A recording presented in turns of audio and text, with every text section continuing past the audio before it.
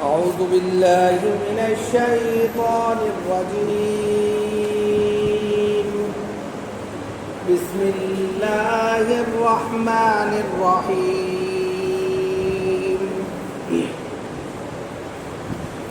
كلا إن الإنسان ليطغى أن رآه استغنى إن إلى ربك الرجعى أرأيت الذي ينهى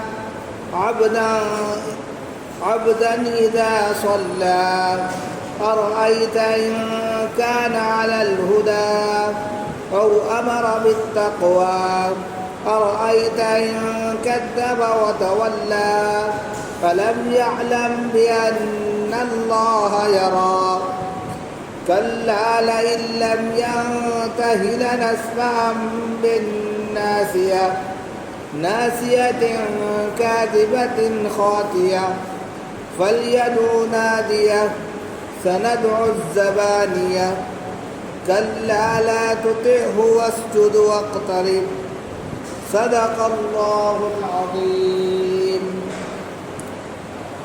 محترم بزرگوں اور دوستوں، دینی اور ایمانی بھائیوں، اللہ رب العزت کا شکر ہے، اس کا کرم ہے کہ اس نے ہمیں اپنی بارگاہ میں آنے کی توفیق عطا فرمائی. حضرات، آج درس قرآن میں سورہ علق کی آخری آیتوں کی تلاوت کی گئی ہے. اس سے پہلے 5 آیتوں کی تلاوت اور اس کی تشریح بیان کر دی گئی تھی. اس کی تمام تفصیلات اور تفسیر بھی آپ کے سامنے آ گئی تھی. اللہ رب العزت کا یہ شکر ہے کہ وہ ہمیں درس قرآن میں بیٹھنے کی توفیق عطا فرما رہا ہے. حضرات، سب سے پہلے جو آج آیتیں تلاوت کی گئی ہیں ان کا ترجمہ آپ کی خدمت میں پیش کیا جاتا ہے اور پھر اس کی تفسیر بیان کی جائے گی. کلا ان الانسان لیطغی، سچ مچ انسان بے پرواہ ہو جاتا ہے. اور رآہ استغنی، اس لیے کہ وہ اپنے کو بے پرواہ سمجھتا ہے. ان الی ربک الرجعی، بلا شبہ لوٹنا جو ہے وہ آپ کے رب کے جانب ہی ہے، پروردگار کی طرف ہی ہے. ارأیت الذی ینہی، آپ کا کیا خیال ہے اس شخص کے بارے میں جو روکتا ہے، عبدا اذا صلی، ایسے بندے کو جو نماز کو ادا کرتا ہو. ارأیت ان کان علی الہدی، بھلا بتلائیے کہ اگر وہ شخص جس کو روکا جا رہا ہے وہ ہدایت پر ہو، او امر بالتقوی، یا وہ پرہیزگاری کا، تقوی کا حکم کرتا ہو. اور ارأیت ان کذب وتولی، آپ مجھے بتلائیے کہ وہ جھوٹا ہو، جھٹلاتا ہو، یا منہ پھیر لیتا ہو. الم یعلم بان اللہ یری، کیا اسے معلوم نہیں اللہ سب کچھ دیکھ رہا ہے. کلا لئن لم ینتہی لنسفعا بالناصیہ، یقیناً اگر وہ اپنی حرکتوں سے باز نہیں آیا، اگر اپنی روش سے باز نہیں آیا تو ہم پیشانی کے بالوں سے پکڑ کر اس کو گھسیٹ لیں گے، کھینچیں گے. ناصیۃ کاذبۃ خاطئہ، ایسی پیشانی جو جھوٹی ہے اور خطا کار ہے. فلیدع نادیہ، اگر وہ چاہے تو اپنے مجلسین، اپنے ہم نوا لوگوں کو، مجلس والوں کو بلا لے. سندع الزبانیہ، ہم بھی جہنم کے دروغہ کو اور پیادوں کو سب کو بلا لیں گے. کلا لا تطعہ واسجد واقترب، اور خبردار آپ ان کی اتباع مت کیجیے گا، بس سجدہ کرتے رہیے اور قریب ہوتے جائیے. یہ یہاں پر ان آیتوں کا ترجمہ پیش کیا گیا ہے. سورہ علق، یہ پہلے سے سورت چل رہی ہے اس کا مرکزی مضمون آپ کے سامنے پیش کیا گیا تھا کہ اس کے اندر انسان کی خلقت کے بارے میں بتلایا گیا۔ انسان کی خلقت کیسے ہوئی؟ گوشت کے لوتھڑے سے، الگ کا مطلب ہی گوشت کا لوتھڑا ہوتا ہے۔ انسان کی خلقت کے بارے میں، پھر انسان پر اللہ نے جو نعمتیں عطا کی ہیں ان کا تذکرہ ہوا، اور خاص طور سے آج کی ان آیتوں میں یہ پیش کیا جا رہا ہے کہ وہ شخص جو اللہ کے حکم سے یا اللہ کے دین سے، اس کی شریعت سے کسی شخص کو روکتا ہو، رکاوٹ بنتا ہو، اس کے لیے کیا دردناک سزائیں اللہ رب العزت نے متعین کی ہے، اسی کا یہاں پر تذکرہ موجود ہے جو آج کی آیتیں پڑھی گئی ہیں۔ کلا ان الانسان لیطغی، انسان کی اپنی حیثیت کو بتا دیا گیا کہ سچ مچ انسان جو ہوتا ہے وہ سرکش ہوتا ہے، آپے سے باہر ہو جاتا ہے، آپے سے باہر ہو جاتا ہے، ذرا سی اس کے اندر طاقت، قوت، شہرت، دبدبا آیا اور بس آپے سے باہر ہو گیا، سرکش ہو گیا۔ تو کہا کہ سچ مچ انسان کی جو فطرت ہے وہ سرکشی ہے، آپے سے باہر ہونا ہے اور راہ استگنا، اس لیے کہ وہ اپنے کو بے پرواہ سمجھتا ہے۔ ارے مجھے کیا کسی کی پرواہ، میں ہی تو سب کچھ ہوں، آج کے وقت کا سب سے بڑا دیوتا تو میں ہوں، میری پوجا ہوگی، لوگ ادھر ادھر بھاگ رہے ہیں۔ وہ اپنے کو جب بڑا سمجھنے لگتا ہے، سرکشی پر اتر آتا ہے، بغاوت کرنے لگتا ہے، خدا کا باغی بن جاتا ہے، اس کے دین کا باغی بن جاتا ہے، تو یہ ساری چیزیں ہوتی ہیں۔ لیکن اللہ کیا کہہ رہا ہے؟ ان الی ربک الرجع، ارے لوٹ کر تو میرے ہی پاس آؤ گے۔ ان الی ربک الرجع، کہ بلا شبہ تمہارا لوٹنا جو ہے تمہارے پروردگار کی طرف ہے۔ پلٹ کر انسان کا آخری ماوا اور ملجا خدا کی ذات ہے، اس کے دربار میں حاضری دینی ہے، وہاں اپنے کیے کے تمام چیزوں کو تسلیم کرنا ہے، سزا اور جزا دونوں کا وہاں فیصلہ ہونا ہے۔ تو لوٹنا تو تمہارے رب کی جانب ہی ہے، چاہے تم کتنی سرکشی کر لو، چاہے تم کتنی بغاوت کر لو، لیکن لوٹ کر ایک نہ ایک دن اس دنیا کو چھوڑ کر اللہ کے پاس جانا ہے۔ اور آیت اللہ ینہا، آپ کا کیا خیال ہے اس شخص کے بارے میں جو روکتا ہے؟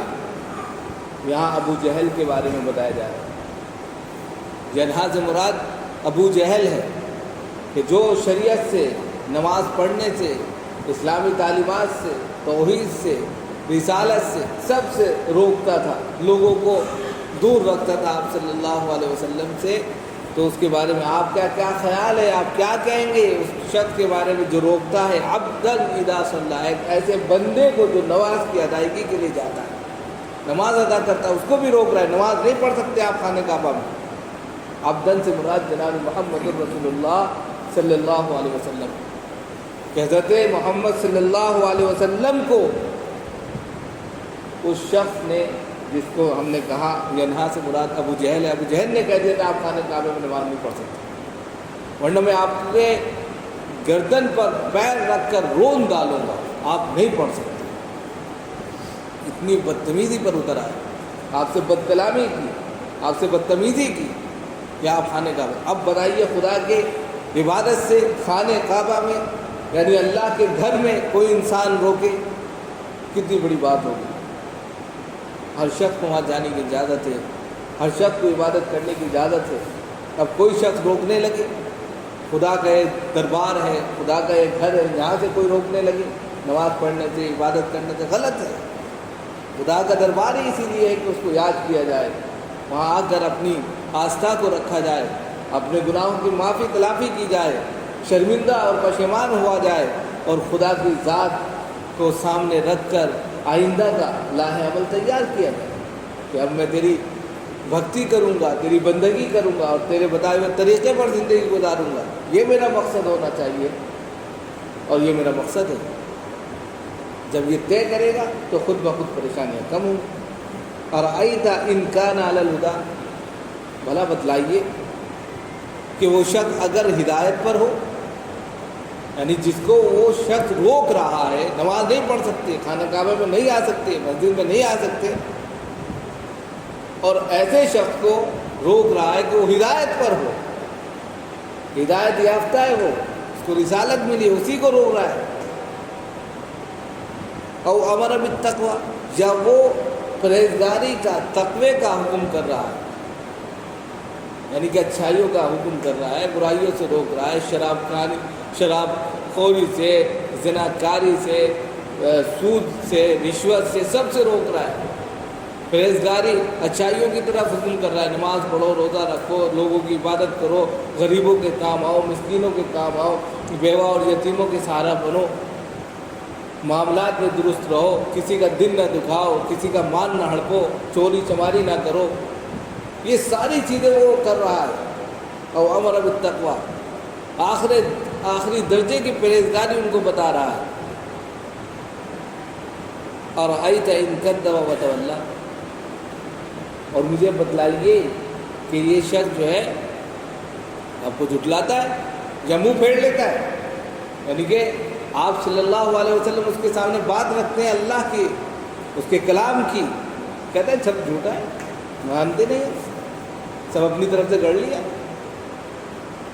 وتولی، اور منہ پھیر کر چل دیتا ہے، ارے چھوڑو یار ان کو، ان سے کون بات کرے گا، منہ پھیر کر چل دیتا ہے، جھٹلاتا الگ ہے، چار آدمی میں بدتمیزی الگ کرتا ہے، آپ کے تعلق سے جھوٹ باتیں پھیلا دیتا ہے، اور یہ چل رہا ہے، جو اس وقت بھی تھا آج بھی چل رہا ہے۔ اگر ایسا ہے تو پھر الم یعلم بان اللہ یری، یہ ان کی جزا ہے، یعنی یہ شرطیں ہیں، ارأیت ان کان علی الہدی او امر بالتقوی ارأیت ان کذب وتولی، یہ شرطیں ہیں، اور جزا کیا ہے؟ الم یعلم بان اللہ یری، کیا اسے معلوم نہیں اللہ سب کچھ دیکھ رہا ہے؟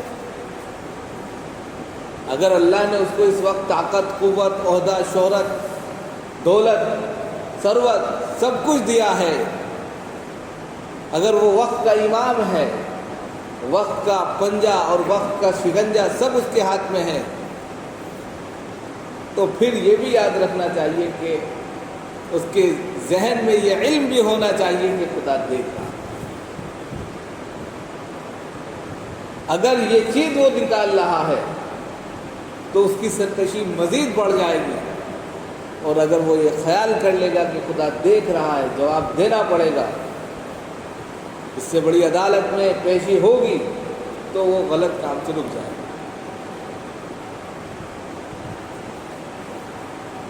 کلا لئن لم ینتہی لنسفعا بالناصیہ، یقیناً اگر یہ اپنی حرکتوں سے باز نہ آئے، یعنی بار بار روک رہا ہے آپ کو، نہیں جانے دیں گے، اس نے حدیث میں آتا ہے قسم کھا کر کہا کہ کل اگر آپ یہاں آ گئے خانہ کعبہ میں تو میں پیروں سے رون ڈالوں گا، میں گھسنے نہیں دوں گا۔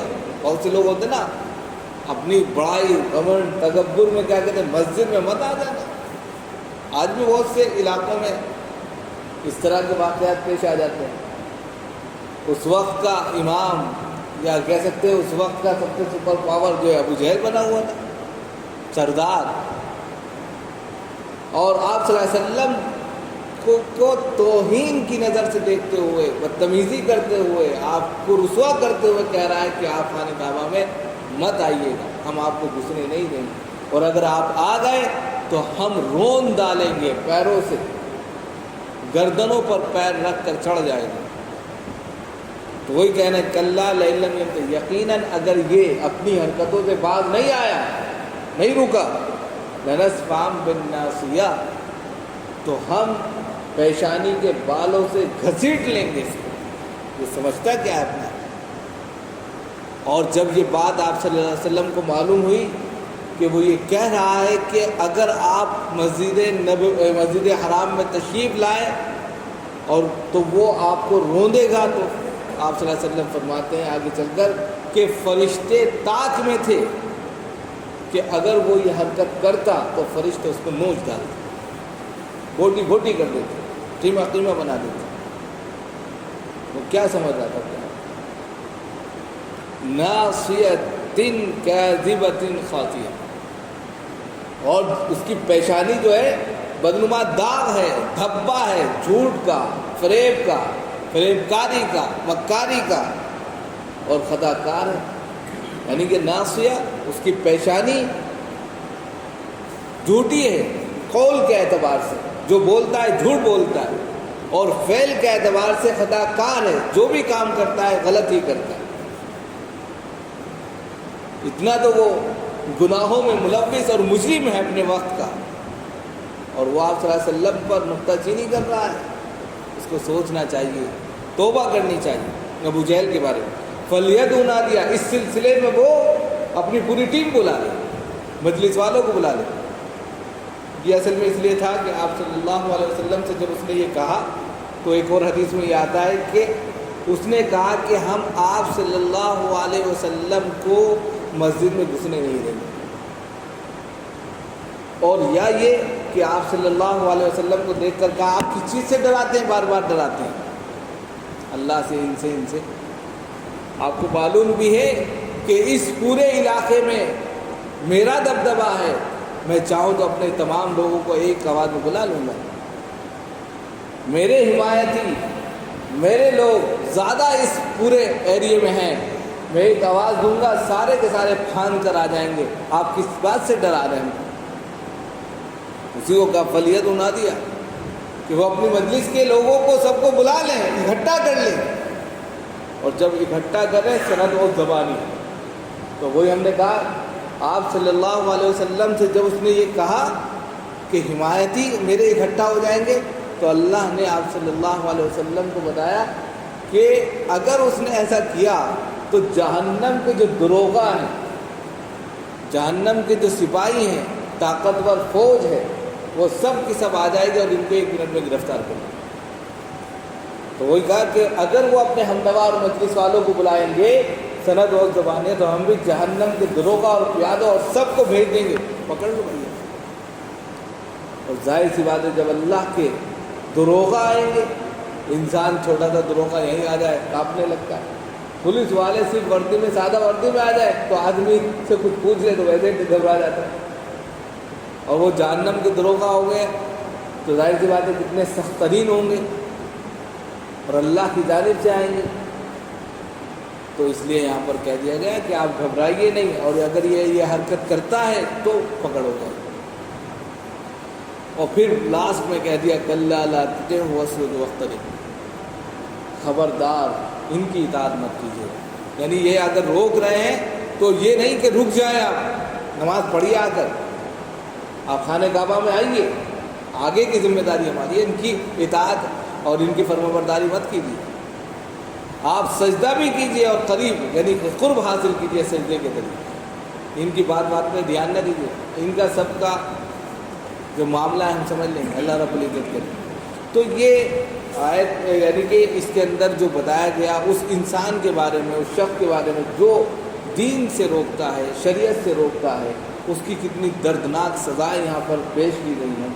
इसलिए अगर कोई भी शख्स किसी भी वक्त में दीन से रोकने का ज़रिया बनता है तो उसके लिए भी ये तमाम सज़ाएँ मुतय्यन हैं।